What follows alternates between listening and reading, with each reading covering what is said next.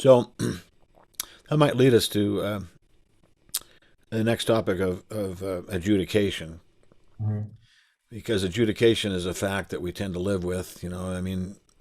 Every year you take the band to the region festival at least, and then probably to the state festival, and you're going to get adjudicated.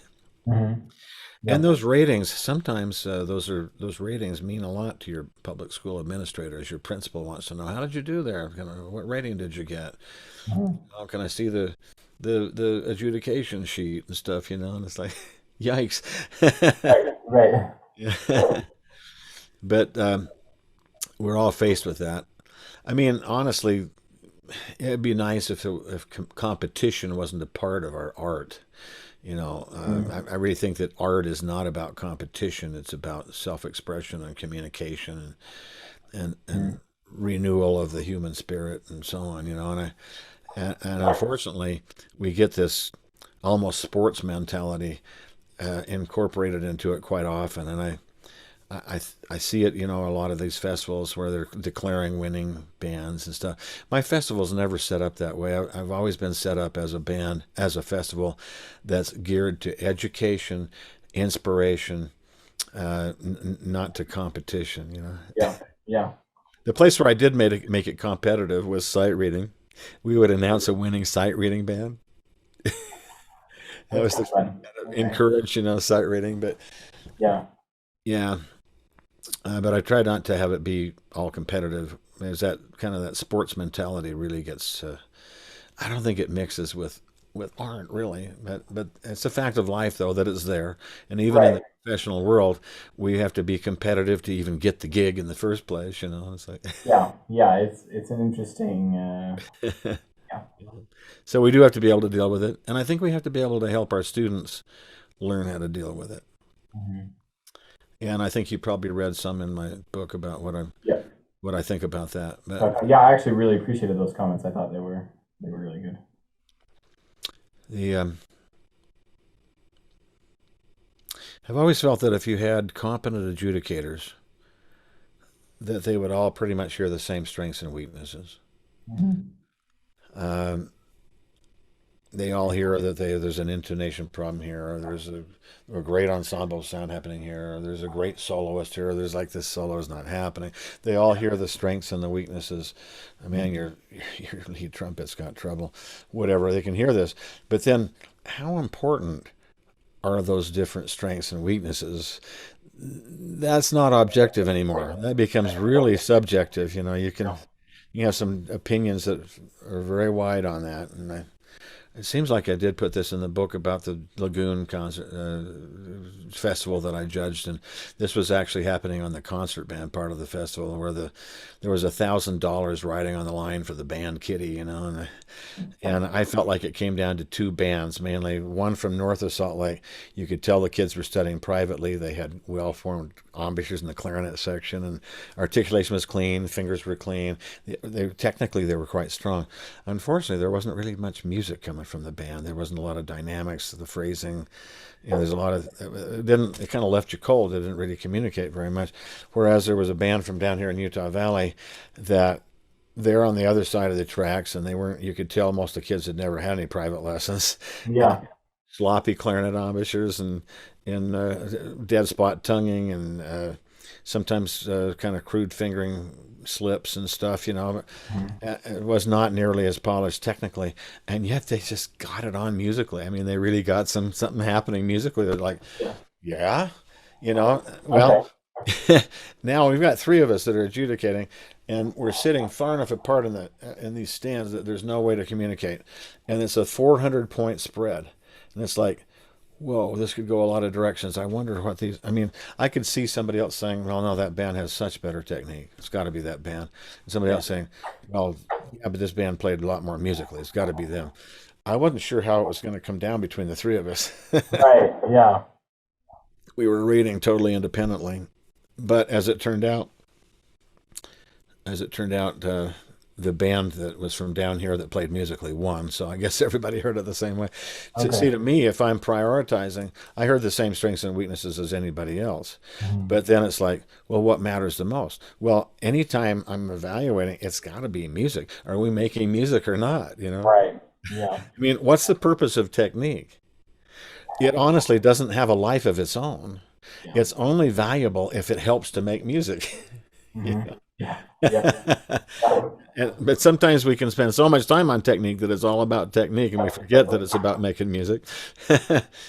But so, I'm going to evaluate that in terms of, okay, the band that played music definitely gets a higher score than the band that had better technique but forgot the music. Mhm. Yeah. You know. So I have been the recipient, I'm afraid, of some poor adjudication before. I mean, we played at the Lionel Hampton Jazz Festival. They had three adjudicators there. Two of the guys I respected and knew well, and they had given us really great. I mean, a perfect score is 9. I think one of them gave us 9, one gave us 10, and then this other lady gave us a 22. It's like, what? I mean, and her comments were always the opposite of the other guys. It was like out of step. Interesting. And then it turned out, I found out that she was like the superintendent of schools in Cincinnati. And somehow she was a friend of Lionel Hampton, and somehow she'd gotten involved with this thing. She was totally not qualified, Yeah.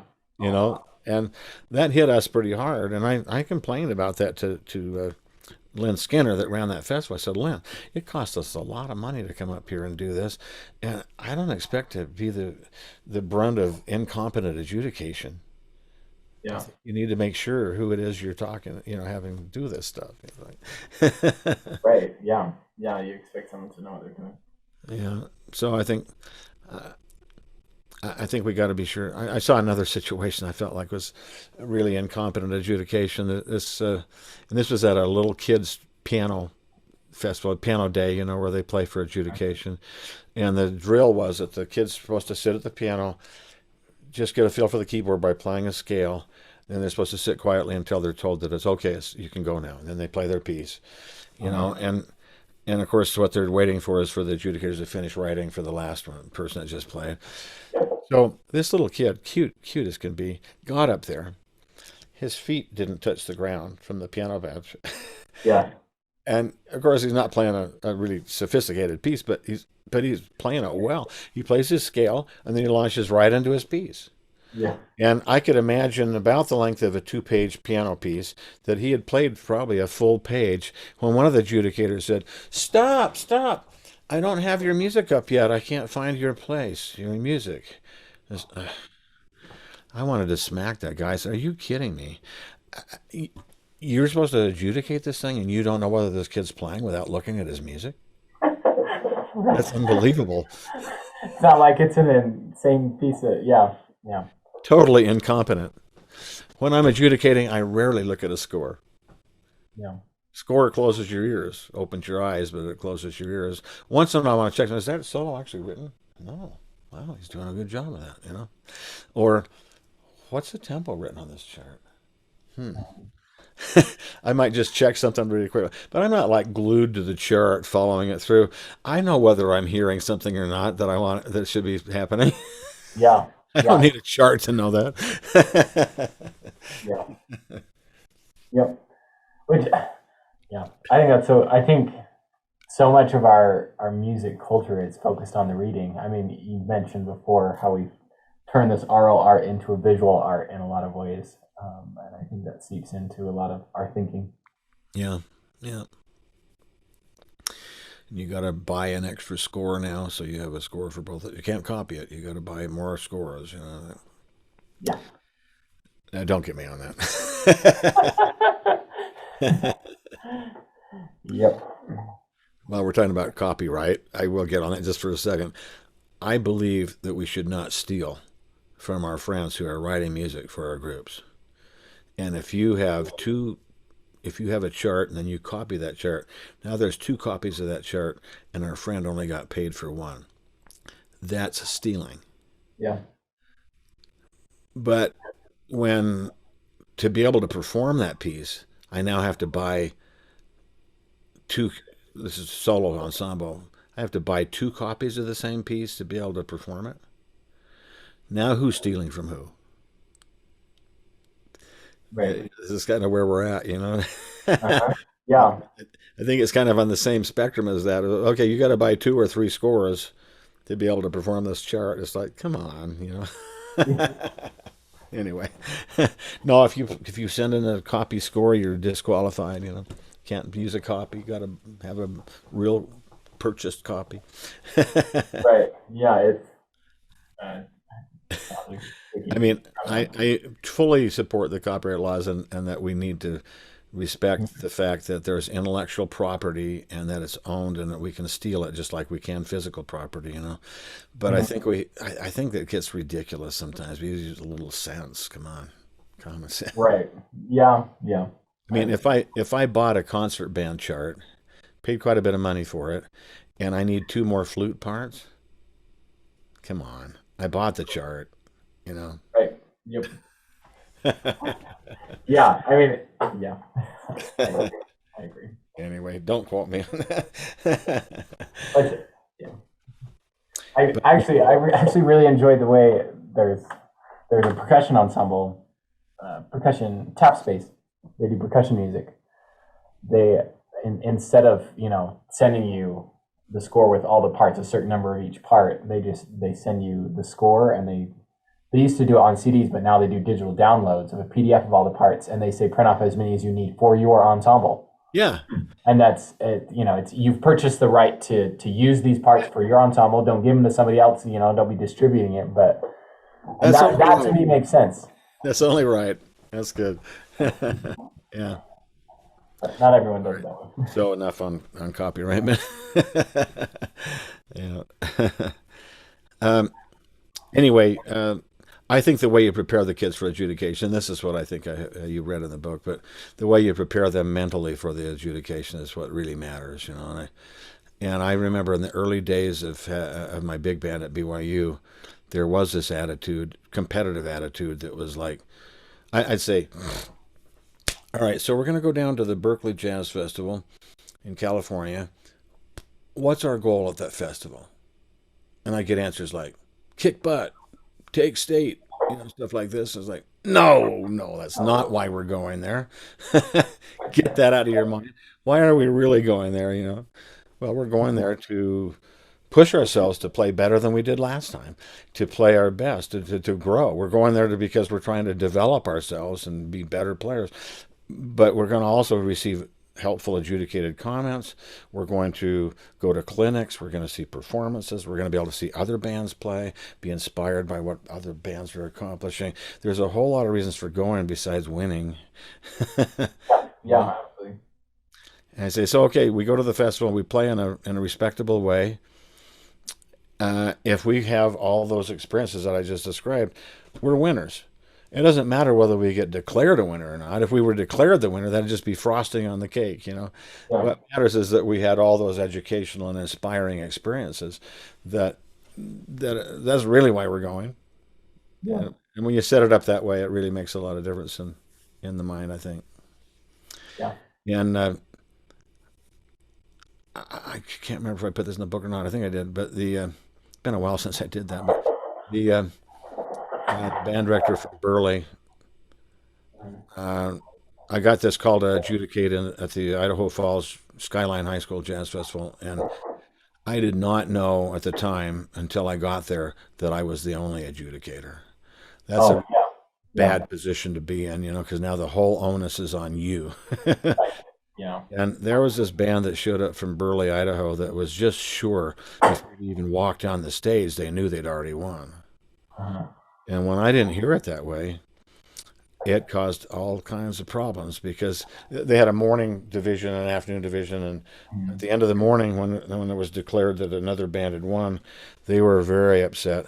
I ended up in the band director's office with the festival chairman, the assistant festival chairman, the band director, the assistant band director, two people from the Parents Band Booster Association, their organization, and so on, having to justify my decision of why I felt that they had not won and why this other band I felt had won. yeah.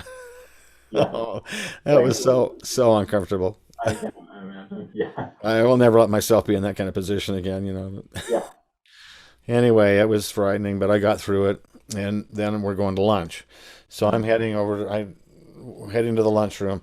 to get over to the cafeteria, there's this stairwell, and you can walk under the stairwell. It's not well lit under there. It's kind of dark. And here comes that band director. We've since that dispersed, and here he comes walking the other way. And I'll tell you, if looks could kill, I'd have been dead on the spot. And he came up right in my face. He said, "You ruined my band program today. You destroyed my kids. Most of them are not going to play anymore. They're quitting. They're not going to come back to my program. You destroyed my program." You're like, what? No. I really had kept my cool till this point. Yeah. Yeah. But at that point, I just came back right at him, right in his face. I said, "Look, man, if that's the case, you did that. I am Yeah. not wearing that. You're going to wear that because you set that up in those kids' minds that way. And that is not music education. That is stupidity." Yeah, it's like, Well, of course, when I got back to school, I had letters to my dean and my department chair and how terrible I was. oh, you're like, well, Unbelievable. But and anyway, I think how we set it up in the minds is everything. yeah, Yeah, and then we got to set it up so that winning is not everything. We have a lot of other reasons that we're going besides winning. If we happen to win, great. But if we don't, it's all great still. yeah, yeah, definitely. I had an experience with synthesis on that. We were at the Lionel Hampton Jazz Festival up in Moscow, Idaho, and I had a great band. I mean, I had a cooking band, and I was totally pleased with our performance that day in the room. I felt like the band really did it. Mm. And so later that night, when we're seeing the results are up on the little TV monitors that are around the place, and it shows us as third place. Mm-hmm. It's like, really? Wow, there must have been some other good bands there today that I didn't hear, because Yeah, I was totally happy with our performance. So right. okay, be that as it may. Yeah, Then I was also an adjudicator for not for that day, but for other days, and so I went backstage where the adjudicators were eating, and one of the guys that had judged in our room that day was a guy named John Harbaugh, who played trumpet with Buddy Rich, teaches up in Alaska, or did. Very qualified adjudicator, and he came up to me and he said, "Man, your band just ate it up today." He said, "Man, it was the only band in the room the whole day." I said, "John, it couldn't have been the only band in the room the whole day. We're posted as third place." yeah. He says, "Well, I think it's because you went overtime." I said, "We didn't go overtime." He said, "Well, yeah, you did." He said, "I had a 30-minute cassette and I had to turn it over to finish my comments. It took more than 30 minutes." I said, well, yeah, we had 35 minutes. Did no one explain to you that because we had a student composition entry, we had an extra 5 minutes? I said, "I'm very conscious of this. I know we were off the stage in 33 minutes, at that 33 minutes." He says, "No one told us that." Wow. It's like, well, okay, if I'm losing fair and square, I'm okay with that. But if I'm losing because of that kind of thing, I'm not okay with that. I say, Right. "Would you come over here and tell that what we just talked about to the festival chairman?" And we went over and he told the guy, and he said, "Oh my gosh, really?" So he went over to find the adjudication sheets over in the other building. Mm. And he told me that there's a little nest of computer stuff here. And I said, "Just sit here." I think it was probably about 45 minutes he was gone looking for the adjudication sheets. And I'd just been sitting there. And frankly, I had fallen asleep. Yeah. And I woke up to the band director of the band that had been posted first place running Oh, around the corner saying, "What is this? BYU's first place? How did we get to be third? We were posted first a minute ago." It's like, what? well, they had given us overtime points that we weren't supposed to have, and when they took those overtime points off, we smoked it. Yeah. Oh, how crazy. But it was a little embarrassing when the band director was so upset. He was very livid about it. I was like, Well, yeah, it's "Right, hard to go I'm not here."